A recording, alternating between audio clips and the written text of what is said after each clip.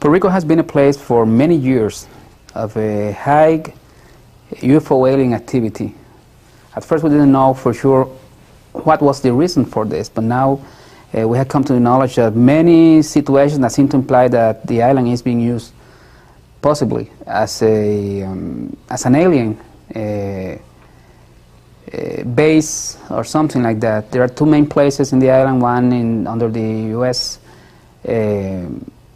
Forestry control, which is the National Caribbean Rainforest, east of the island of Puerto Rico, next to Roosevelt Road Naval Station.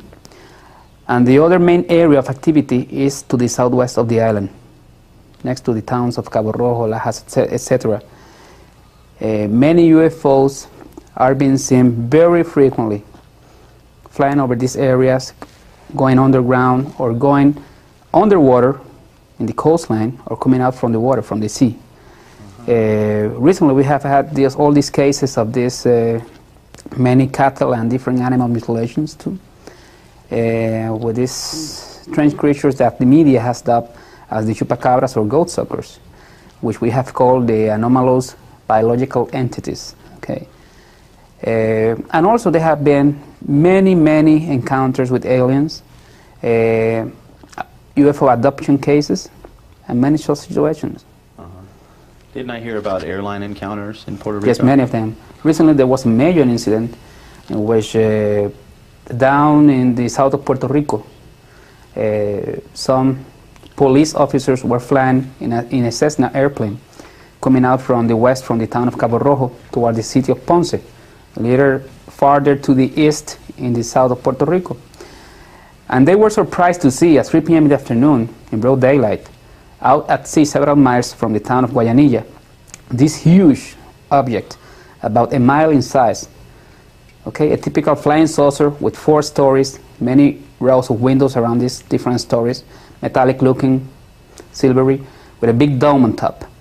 It took them about 7 minutes to circle the whole object with their airplane. So you can imagine the size of these objects. Okay. They saw this underwater. They arrived to the airport, told this to other police officers in the area and FURA officers.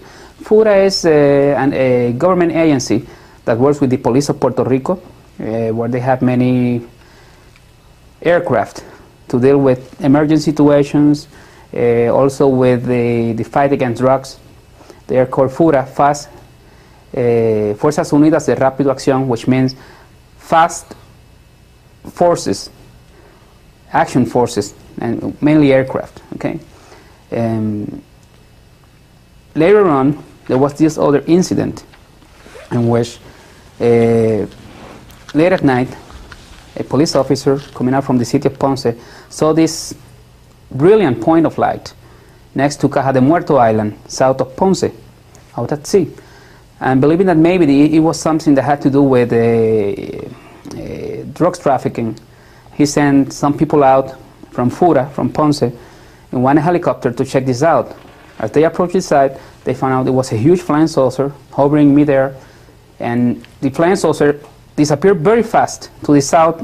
It made a single jump and appeared at another point, and then the same way came back and stayed in front of the helicopter, which froze in the air. Even though the engines kept working, they just couldn't move from that spot. Okay? They were almost hysterical at that moment, the captain and the other personnel and the gunman in this helicopter. This lasted for about 2 or 3 minutes. Then the UFO departed very fast and disappeared, and they were able to come back to the airport in Mercedita, in Ponce. And they were debriefed. They made an official report in which they reported this UFO, everything that happened, etc. But for telling the truth, they had to suffer a lot of harassment. They were sent to psychiatric tests, etc., and treatment, and they were not allowed to fly for about 6 more months. So much for telling the truth. Yeah, so in Puerto Rico, is the phenomenon of UFOs treated much like our government here in the United States, or are they more open to it? No, more or less the same as here, okay? Because you have to remember Puerto Rico has a very special relationship, politically speaking, with the U.S. The U.S. agencies and policies cover Puerto Rico completely. So in other countries such as Mexico, Ecuador, etc., you can find that the authorities are a little more open. But in Puerto Rico, they have to stick to the political, to the official policy, let's say, of the U.S. And you know, in the U.S., even though it is accepted more or less that this is happening, officially, the institutions or government agencies won't state publicly that this is for real, this is happening. And the same situation happens in Puerto Rico. But too many people are seeing these things already, witnessing these things happening. That seems to be the case worldwide. You have any questions? So in your opinion, this legendary Chupacabra, is that just something, an alien, and the Chupacabra has been created to, you know, rationalize what these people are seeing?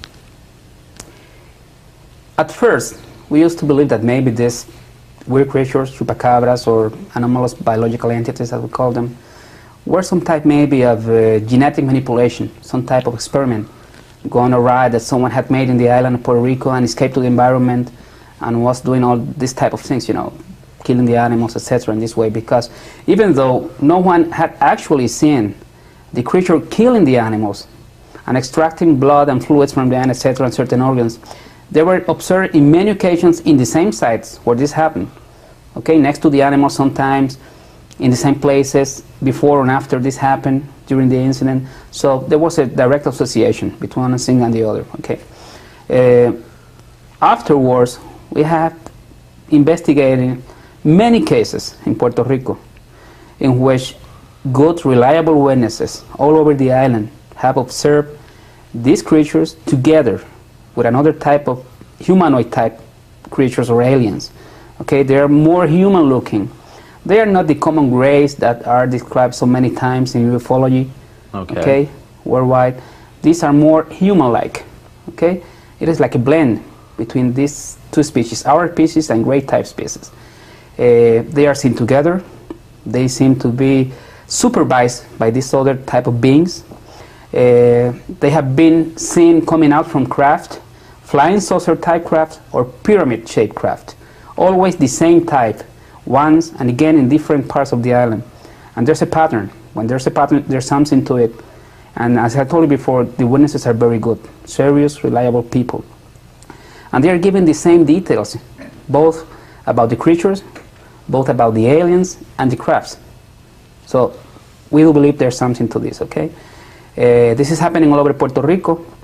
And now we have this other side to the phenomenon in which several witnesses have come forward and have told us that they have seen these situations happen, or UFOs of the same description taking away cattle from certain areas, levitating them, but at the same time they see this, what appear to be military personnel dressed in black, protecting these crafts, trying for the witnesses not to see what's going on. And we have to ask ourselves what's going on. This new angle, you know, is a little strange. I don't know, like the fictional movie, The Arrival, and it took place in Puerto Rico. So maybe there's some grounds to that. Well, I don't know. But there's something else I would like to clarify, if you allow me to do so. Sure. Okay, I want to make it very clear that these creatures, the so-called chupacabras, do not, I repeat, do not attack people. Everything we have investigated pertaining to this creature, the research we have done, show us that these creatures do not attack people. We have many cases in which they have been together with small children back in the island. They hold them by their hands, as fantastic as this may sound. They look at them, they're very curious about us, about our children, but then they leave, they won't harm them. So I heard some wild stories coming out from Mexico in which people said they had been attacked, etc., etc. And I found them rather suspicious because all the data we have gathered contradicts this. Also, the description they were giving had nothing to do with the type of creatures associated with the Chupacabra type creatures. So I don't believe this is really happening down there in that sense. Okay. There. Go ahead. Why do you think people are afraid of the Chupacabra? I believe people is afraid of these type of creatures, the chupacabras or anomalous biological entities because they are different. They look animal-like, okay? They are not very beautiful to begin with, okay? They're different. Let's describe it, okay? The average size of this creature is about 4 feet tall, but there have been descriptions by many witnesses from 2 feet tall to 6 feet tall, okay? So there are many of them, not 1 or 2 or 3 as many people think. There are many of them. Another thing is that to describe the body, more or less, of this type of creature, imagine, you remember these creatures in the Jurassic Park movie, the velociraptors, okay, the predator type of saurians that were trying to attack the kids in the kitchen scene. Okay. Okay, but take away the head, place instead the head of a common gray being, humanoid, but with big, elongated, red, luminous eyes, okay, and cut off the tail. And more or less you have the outline of the body of these creatures. The only difference is that they have hair all over their bodies and head. Okay? Another weird aspect of these creatures is that they are chameleonic. If they are in the dark, they turn black or dark brown, they change color to blend with the environment and disguise themselves, camouflage. If they're out in the open and there's vegetation, they change their colors to green, beige, brownish green, to blend with the environment and disguise themselves. Another thing is that they have some type of appendage, something that comes out from their mouth, very long, thin, that we believe now is what goes into the animals, killing the animals, and produce these small holes that have been found in many of them. Because they comply perfectly with the type of wounds and the type of wounds inside the animals. A weirder aspect, how they fly, because these creatures do fly. There are already too many witnesses of this. And the thing is that they fly, but they don't do it in a normal way that we might think of. For example, they do have some type of, like a webbing on, or something underneath their arms. When they open their arms, you can see this like bat-like wings, okay? Leather wings. But they don't flap them. They just use them as if to guide themselves, like gliding. But they have like some quills or spine that run to the back of their bodies, coming down from the head down to the lower spine, long, thin, pointy things that illuminate themselves, okay? And I know this sounds weird, but these are the facts, and I have to stick to the facts. They illuminate themselves in different colors, changing colors alternately, red, yellow, greenish, violet, orange, yellow, etc., and then start vibrating very fast and crossing each other very fast and start buzzing, and they shoot away. And this has been told to us on many occasions by too many witnesses, including some of them are Baptist ministers, Protestant ministers, policemen, detectives. So they know better, they know what they are observing. They are very serious people. That's amazing. Why do you think they're coming at this time?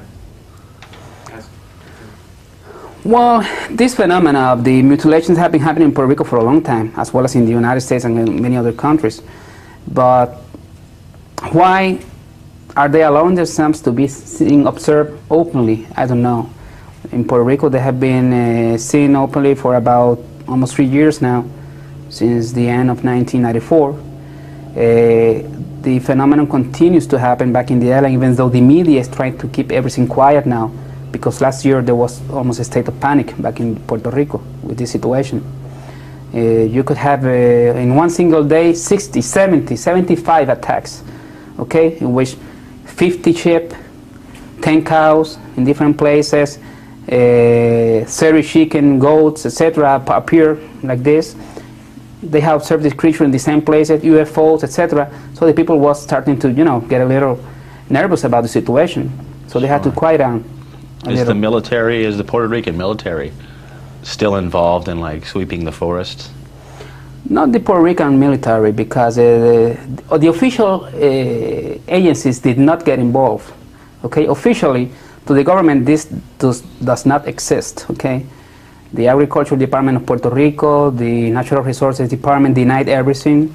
They tried to explain everything away as common attacks of common predators, such as dogs, feral dogs, stray dogs, maybe monkeys running wild around the island, some baboons, and we don't have baboons in Puerto Rico. And then if you take into account the type of wounds, perfect circular wounds, through which some organs are extracted, or the small ones that were perfect too, these were not deterrents or bites of common predators. And you have to think twice, well, we don't have baboons running around Puerto Rico with surgical knives doing this type of things. Yeah. So, Are there and any it was other happening ones? all over the island, in too many places at the same time. So, Are any of the wounds on the animals similar to the wounds brought out in Linda Mutant Howe's research? yes, some of them are very similar, but some of them are very different. And this had to do with the Chupacabra type of incidents, okay? Okay, but there is like surgical removal of parts then? Yes.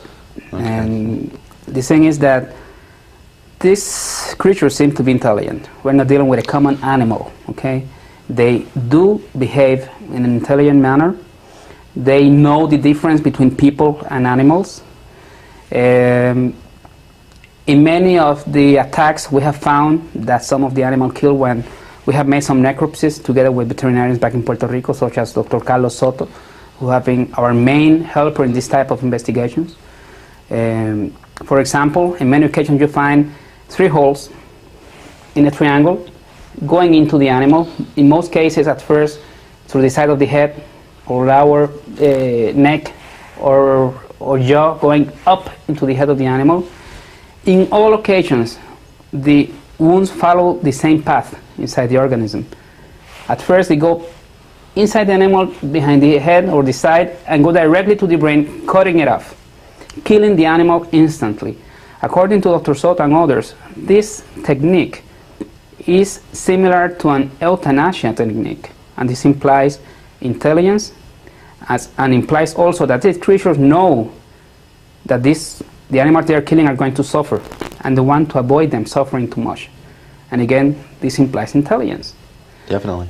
Also, they follow definite pathways inside the bodies of the animals, mainly going down through several organs, looking specifically for the liver.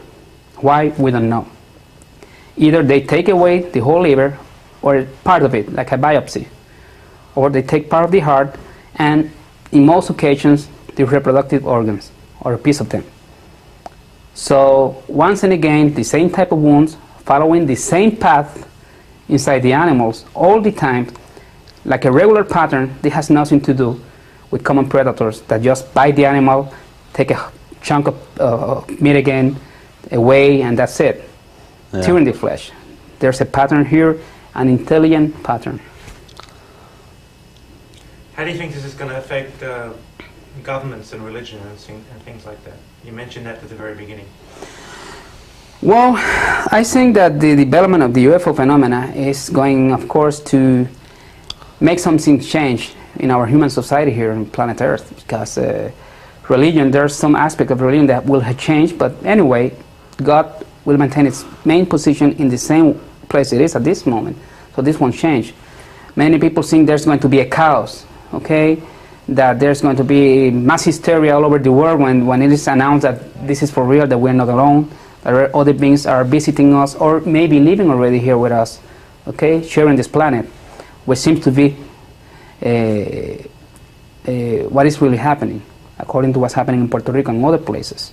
Yeah. Someone is living underground in our planet, underwater. We're sharing this, and it's becoming more and more obvious, okay?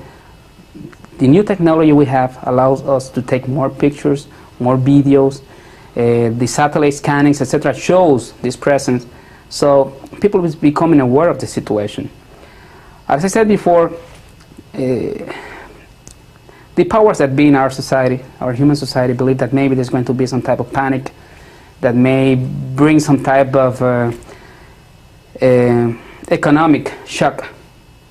But I don't think this has to be this way, because even though this might happen the first day, the second day, we all have families, we all have children. Economy has to keep on running. You have to go to work to get money to feed your family, etc. Things have to keep on going. So I think that's just an excuse. I think it's more a matter of politics and economic interest that's behind all this excuses not to say what's really going on behind to the public. True. To summarize, what would you like to see change? And what would you like, where would you like your research, how would you like it to help mankind? Well, I have seen that in many cases in which I have worked with, many witnesses who have been through this type of experiences, encounters, abductions, healings by these creatures, even though at first they were afraid, they were a little nervous about the experience. Eventually they realized that what happened was not a bad experience after all.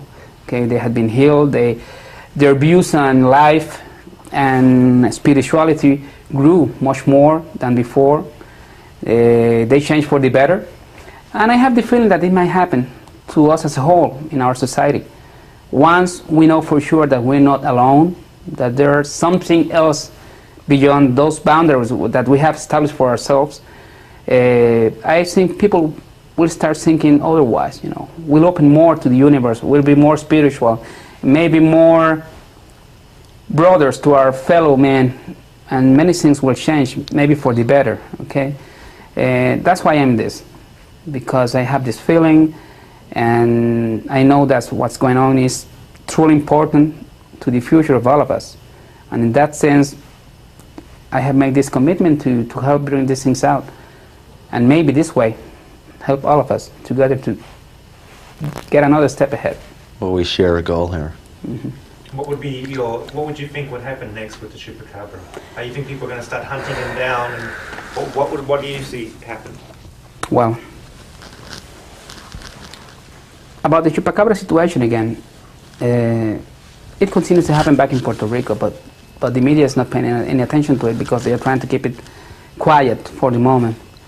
But now these new developments in which some personnel that seem to be either military or some type of special agency from the United States dressed in black, like troopers but dressed in black, seem to be behind also this phenomenon, and in some occasions apparently protecting these crafts that are dealing with this situation or doing these mutilations, bring a lot of questions to our mind. Okay, what's going to happen? We don't know. Some people are talking about the possibility that a deception might be created in the near future, trying to show everything associated with UFOs and aliens as negative, that there's going to happen something very bad, like in the Independence Day movie, okay, that they want to conquer, etc., etc. And this might be a very good scenario, okay, because you have animals that have been mutilated, okay, that are shown there, you can see them. You have these weird creatures related to this thing. You have UFOs related to this thing. And many people might get the wrong ideas, a bad perception about all of this. And this all might be, I don't know, it's just a guess, part of it, okay? Some type of deception, we don't know. Because we have been finding these things back in Puerto Rico. And now it is everywhere. It is in many states in the United States, from Florida to the west. All the south and southwestern states of the United States have reported many incidents with this type of creatures. There are incidents in Mexico, many of them, all of Central America, South America, Spain, Portugal, some cases in France, in Italy, in Africa. So this is spreading. And the thing is that we have some information by U.S. military personnel who are already retired, who told us, Mr. Eddie Medlin from Seattle, Washington, and other people who were back in the 50s and 60s in Panama, that they had already seen these creatures down there back in 1958, 1960, 1965, and always associated with UFO situations.